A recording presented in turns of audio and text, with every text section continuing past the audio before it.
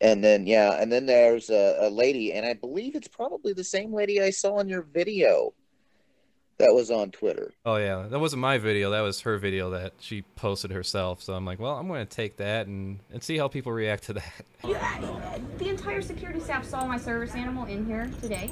He's a dog. Yes. And if I were to walk past that box with my dog's in danger. My dog's in danger. Danger, danger, high voltage. Because Yeah. it amazes me when people record themselves acting like that, thinking that they're going to be seen as like some sort of hero or they're going to catch some scandal going on. The difference is I was polite, respectful, and helpful. Yeah. And he was crude, complaining, and just demanding. Honestly, Is will outside- you say on film that that's a fox or a I don't dog? think I need to say anything on film. And I'm- I actually request that you turn that off, please. I mean, And if you Can you don't say want that to turn it right off, away? Is then that if you don't want not to turn it legal? off, then this conversation's over. There's shit running around saying that I threatened to sue them and this, that, and the other. Like, I didn't threaten to sue anybody. No. I mean, if they were to abide by her demands and kick you out, that would make things liable for a lawsuit. Whether you wanted to go through with it or not, they could. Yeah, either way, I wouldn't have done that. Yeah. So, I mean, it is what it is, and Mm-hmm. I guess I'm a pretty easygoing guy for the most part. Oh yeah. Which is why I'm able. I take anti-anxiety medicine on a daily basis along with antidepressants as well. I don't mind sharing the information because I want people to, I don't care if they think I'm a douche. Right. You're a busy guy. You got shit to do. You got your shit together. 41 years old. You can think I'm a douche if you want. I don't care. I'll be a douche at 80. I thought people thought I was a douche when I was 16. I don't care. Right. And yeah, really, on the other side too, it's what gets people a little more understanding. Like, a lot of people thought that I brought him for attention seeking too. And yeah, I was going to get into that next. Attention? In which case it fucking worked. You've got a lot of attention, and I hope you enjoy it, because most of it's fucking negative. quite honestly, that was horrible. I even, when we were talking upstairs to the staff about it, I was like, he was a great idea when we got him, but hindsight being 2020, he draws way too much attention. Right, after you said everything, like, yeah, I think bringing him for attention would be the last thing on your mind.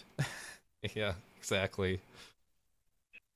I'm not surprised that everything we just talked about is turned out the way it was. I had a feeling that when it comes to rumors, conjectures, and mob mentality online, it usually ends up being a bunch of hoopla, just a bunch of made-up stuff. And like the game of telephone, guy says one thing to the guy, and it just builds up from there. And who knows? Who knows where it stops? And the only thing he did do that I noticed, period, is that somebody was sitting down eating a delicious bowl of food, and he walked up and sniffed him. Yeah.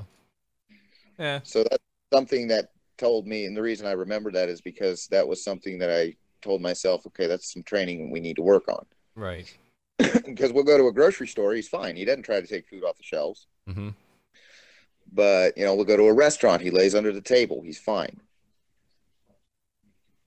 But there was a bowl of food. He sniffed the guy, and he showed interest, but I said, I usually have a clicker with me, but I didn't have my clicker, so I clicked with my mouth, and I said, "Idi sida," which is in Russian means "come on" or "come here."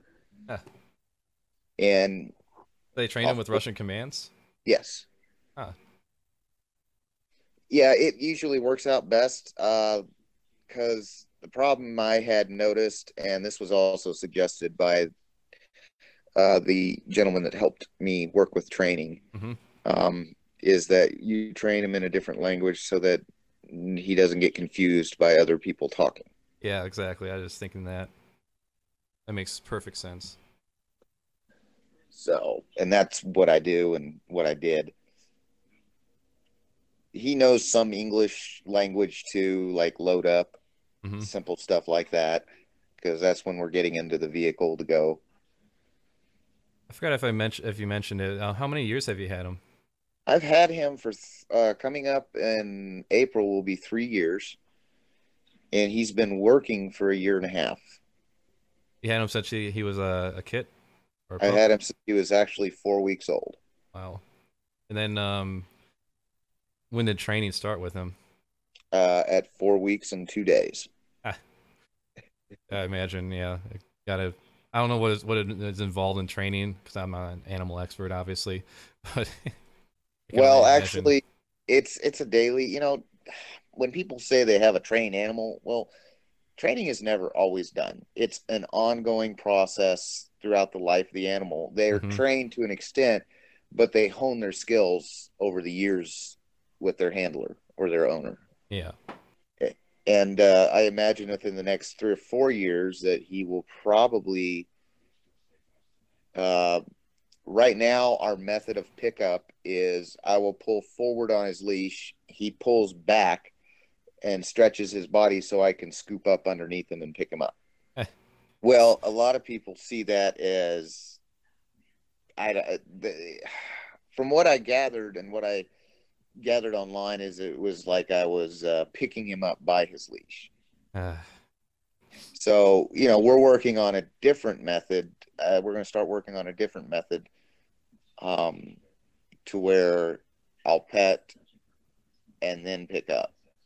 Gotcha. So it doesn't look as traumatic to other people. Well, yeah, I'll start scratching him because he's also one of the things that he does. He does a lot of things, and I apologize. I mean, there are just a lot of things that he's trained to do. When I pet him, he will freeze.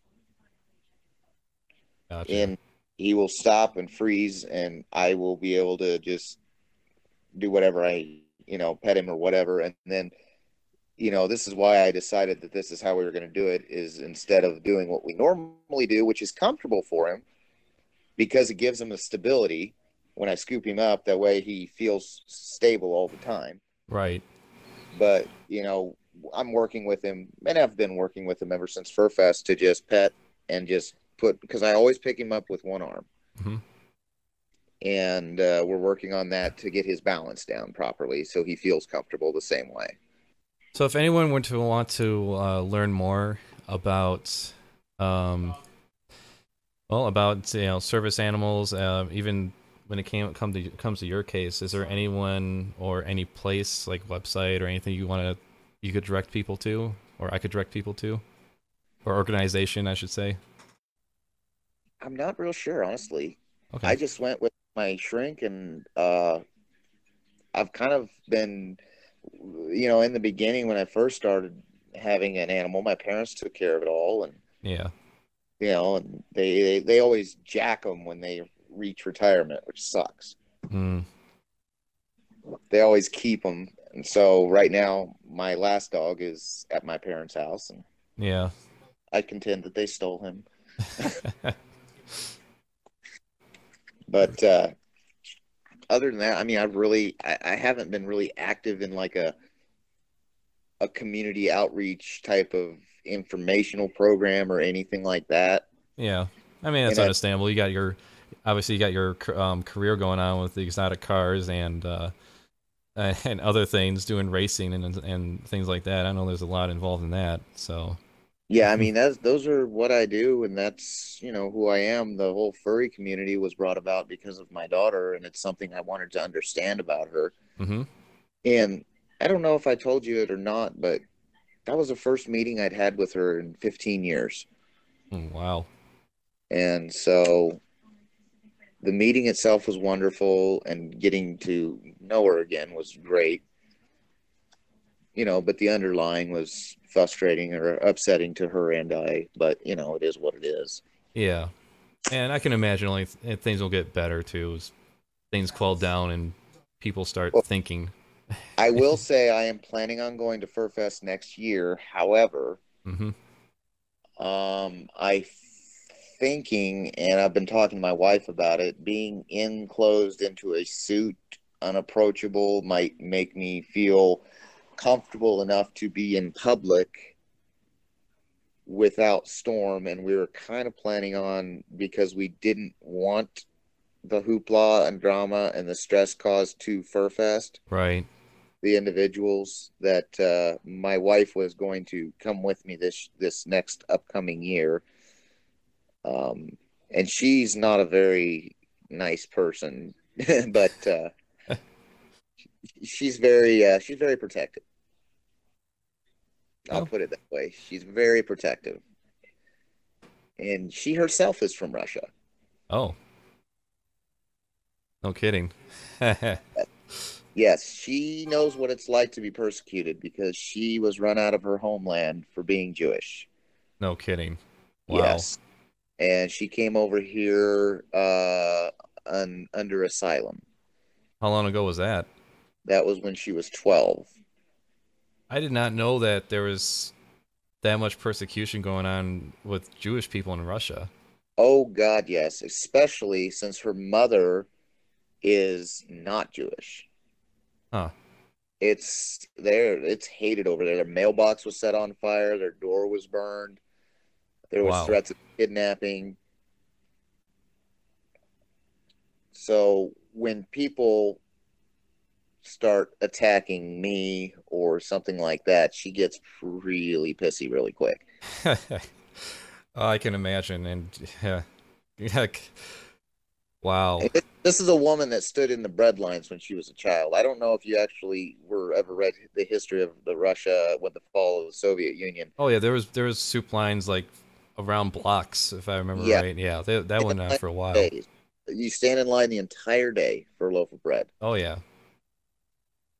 And to go from job to job, her father had to have a visa and a passport and everything to go from place to place in just a short distance area. Damn. So they know all about that. She knows all about that kind of stuff. And she comes from a different life than any of us do. Yeah, don't mess with her. Good way to put it. It's not that she's a violent person. No. Very vocal. Oh yeah. Yeah, definitely. I mean, you go through that and you see things like this of people spreading crap online and making threats. I can only imagine it puts her back in that feeling. I can only imagine how I would react if I went through some similar things like that and started seeing that again myself. No matter what it was or who it was, someone I know. Yeah, it's and the biggest thing is I'm actually a pretty decent person. I'm the kind of guy that'll pull over and help somebody on the side of the road. I'm the last person to judge somebody. Yeah. So, well, it'd be nice to see you at MFF next year. Maybe we can get a beer or something. I don't know. Well, I can't drink because of my medicine, but fair enough. I'll be happy to have a Dr. Pepper with you. If you want to drink a beer, I'll get you a beer. I don't care. But I just don't drink because I can't. Yeah, it makes sense. I understand. I have plenty of friends that can't drink, so. Oh man. If there's any other questions you ever have, let me know. And one thing is that I can tell you is that if you know anybody that has any issues, because I know that in the furry fandom, I've already observed it. A lot of the reason people are attracted to the furry fandom is because they have a social anxiety and because they have other issues. It's not just for fun, but it's a way to an outlet for them. Oh yeah. Yeah, for a lot of people it is. Yeah, they've grown up in various situations that put them in a lot of stress or being outcasted by the peers or growing up or being weird and not thinking they're ever going to find anyone that understands them, and all of a sudden here they are at the tender age of 19, 20 years old now, and now they found their group that's more accepting to them than their peers have ever been, or their family even. Yeah. So. Well, and those people, if there's any of those people that are ever in housing, like apartments and stuff like that don't allow pets, mm-hmm. they simply have to get a note or a letter from their psychiatrist stating that it would benefit their psychological condition Yeah. to have an animal. And then they'll be able to have an animal even in a place that doesn't allow them to live with an animal. But not only that, they can't charge them any extra for that animal. Right. Because it's needed. It's not necessarily you can't survive without them, but it's you it's hard to put it because it's you'd be a hell of a lot better off having a service animal to help with your psychological condition, things of that nature. Well, there's only two places I don't go that I don't take Storm with me, and one of that's I'll take. I guess that I don't take him with me every time. One of that is my work. Yeah. And the other one, I take him a lot of times, especially if I wake up and I'm already having a bad day. And then the other one is the gas station up the street. Because the people there, and I live in a small town. Yeah. The people there know and understand to just give me some space, and I get in, get out, and done, Yeah. I can relate to that. It seems like I'm a lot more sociable now over the years, but it's hard for me to be actively social. Like I almost talk to no one online because I'm busy, but sure. I always I'm more of a interacting in person kind of guy. Even when I post that video on my Facebook page, I get anxiety in myself. Like I'm like, how are people going to react to this? Are they gonna come at me? Are they gonna respond poorly? Are they gonna see this how I see it? And that kind of turns makes my stomach knot up a little bit, and I just kind of put my head down and run right through it sometimes. And yeah, I know the feeling. It's a lot of times what I do with Storm is I'll literally put my head right in him, right in his fur, and we will just go. Seriously. Yeah. That's one of the reasons he doesn't wear a vest is because I pick him up and I bury my face in him too. That's kind of like the point where I am at a point where I can't handle anything more. And I don't know if you've done any research or anything like that, but a lot of comforting things can be like smells. And he has a distinct smell, and it helps comfort me as well as comfort and calm me down. Yeah. So, and that's one of the things that's why he doesn't wear an actual vest. But that, and because his damn hair, his poofy hair freaking gets all kinds of knotted up under a vest. Yeah, I can imagine. Also, I noticed it seems like he sheds everywhere sometimes because he's a fox. Yeah. It's been an interesting winter here because it got really cold for a little bit, and he grew in his winter coat, and then it got warm. And he was shedding his undercoat when we came up there, and now it's pretty much shed, and he'll grow it back here probably within the next month or so. So, yeah, he was shedding like crazy that weekend. It was horrible. All right. Well, I think that pretty much covers anything. If anything comes to mind, or if I come across anything else, I'll let you know that I think it might be important. But I think that sheds a lot of light on a lot of rumors and misconceptions and anything else that people might have. There was a video floating around where he was pulling me through the crowd. He doesn't use. He's. There was the lady that has the service dog or whatever that was complaining. Right. Well, she was arguing with me. Well, they'll grab the leash and pull. I'm like, well, he's smart enough to pull hard but not choke himself. She came at you about this? Yeah. Oh, so, Online. Oh, online. Okay. She didn't do it in person, huh? Oh, no. Nobody. No, that's just it. I was oblivious. The only thing I heard were a few comments, take him home. And, you know, this, that, and the other from a few people. And yeah. he looked scared. And I'm like, well, both of us are a little nervous. What do you expect? Yeah. And if you look at a lot of foxes online, too, like if you look at videos, a lot of them look the way that Storm does most of the time, even when they're, like, happy and bouncy and everything, or just standing around. They usually pant like that. What most people don't understand is when he's happy, he's got his mouth open and panting. Yeah, that's what foxes do. Yeah, most people associate that with the dog being nervous. Yeah. And that's what he does. It's when he's got his mouth drawn tight and, you know, and he's got his ears back, then there's an issue. Right. Because now he's uncomfortable.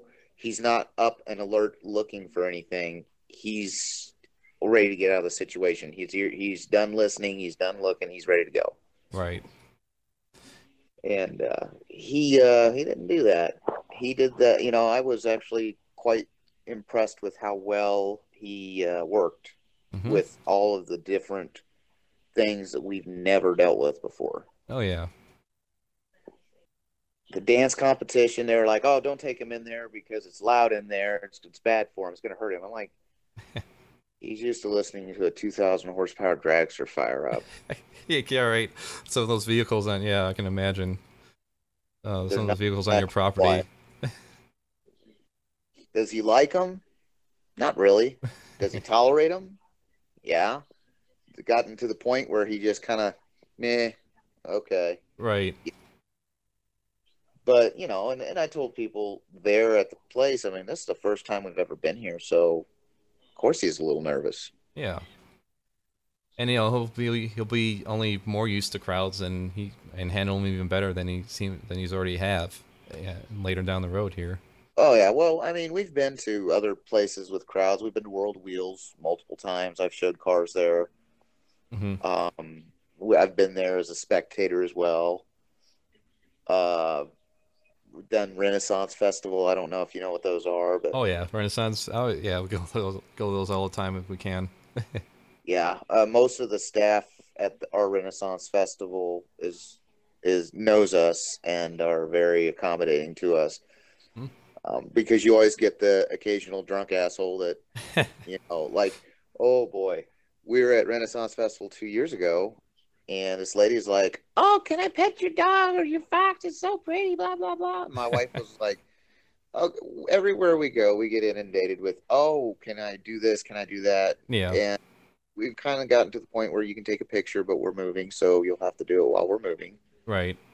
You know, and other than that, of course you can't touch him because usually I try to explain why instead of just saying no because I don't want to be rude. Yeah. But, you know, it's gotten to the point where you got sick of explaining it over and over again. When you do it 1,000 times in a day, it's like, no, I don't let anybody touch him. Sorry. You know, almost wanted to carry a sign around that you could just whip out and be like, here, read the sign. My wife has literally thought about making shirts that say, no, you can't touch him. He is working. Don't ask. Put a nice neon sign, right on the shirt. Oh, no, my wife's serious about it too. She's serious about making those. But you know, I mean, if I had it all to do over again, would I have gone with a standard dog? Yes. Because the one drawback to him is that he draws too much attention. Yeah, I'm sorry to hear that. I wish it would. Well, wish things would be better than that. Wish people would be better than that. But it's not necessarily about people. It's just natural instincts to be curious, and I respect that. Yeah, I know it's something you don't see every day. Yeah, especially as a service dog. Yeah, so you know, of course, I have to be understanding and respect that idea, and My wife is just a little more short than I am about it. But no, I mean, other than that, that's where he's at, and that's what we do. And ultimately, they have caused us a little grief, and probably going to cause us a little bit more grief because now he has to have his blood drawn. We're assuming, because I have a friend that's a police officer in town here, and he's told us that that these people have contacted the state of Kansas to complain to the Game and Fish Wildlife, to the point where they're going to take a DNA test to prove that he's a fox. No, to prove that he's not a red or a gray fox, I think is what they are. Okay, so so they're calling a DNA test based on these complaints to the Wildlife Commission in Kansas. Yeah, and the first time they came out, they'd already talked to the federal guys, and the federal guys just said, "Well, it can't be a red and it can't be a gray." So wait, okay, so I'm trying to understand this. So the idea is to get the DNA test to is there a certain animal that you can't have in the state of Kansas that they're trying to prove it is or is not? That yeah, you can't have a red fox and you can't have a gray fox in Kansas. Okay, so the DNA is to clear up both those cases. Yeah, which only leaves the silver Russian foxes and the finnic foxes. Gotcha. Which is, we've actually got a breeder somewhere in Kansas that breeds finnics. That's kind of weird. They accept finnics and specifically the silver Russian fox, but not red foxes or gray foxes. They do that because of the rabies vaccination. Oh. Because there's even though in Europe they have proven in the red fox population that just bait vaccination, meaning edible rabies vaccination, has eradicated the rabies in the their entire population. Gotcha. And that it does work. However, you know, the USDA, there's no money in it for them, so why would they ever do any testing and programming? Yeah.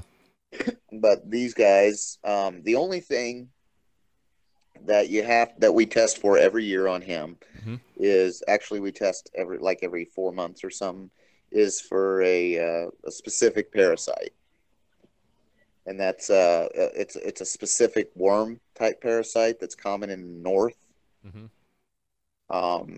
They can be carriers of that, but then again, so can a rabbit, so can any animal. Yeah. But they've been known, and the problem is they're a zoological parasite. So if they get, like, say we were to get that parasite in us, instead of just maturing and turning into some tapeworm of some sort, they kind of form clusters and balls in your guts. Oh, pinworms. Yeah, I don't know if it's pinworms or what it is, but they're like tiny little worms that can cause people irritation and itching and stuff in their intestines. Yeah, whatever kind of worm it is I mean, we have them tested for that like every 3 months, although there's never been a documented case in Kansas. Right. But, you know, just because of an abundance of safety, we do that. Oh, yeah. So. Well, I think that kind of wraps things up. Cool. I'm glad I could, and I mean, I'm really willing to literally explain to anybody. I don't care, as long as, I mean, I'm just trying to, as long as they're not acting like some kind of a know-it-all. Right. They come at you like, what did you bring the fox for at the MFF convention? Swear to me! Well, I don't care if they come at me like that. I'll be like, well, he was there for me, not for you. Yeah, I work at a call center, so I've dealt with that before too, where people come on there immediately yelling. It's like, well, ma'am, I can help you today. What is your account number? Just gotta kill him with kindness. Yeah, matter of fact, exactly what you gotta do. Just listen to that song. What, kill him? There's a song called Kill Him with Kindness. That's my wife, Irina. Oh, hi, Irina. Hello. I was listening to a song called Kill Him with Kindness. Nice to meet you. Hello. Cheese or pepperoni? Pepperoni, please. But yeah, she's getting pizza ready for the kids. We're having pizza night tonight. Okay, well, I'll let you go, man. Thank you for taking the call, and thank you for calling me up, and thank you for the conversation. And absolutely, if you have any more questions, feel free to call me anytime. certainly. Have a nice night. Hey, you too.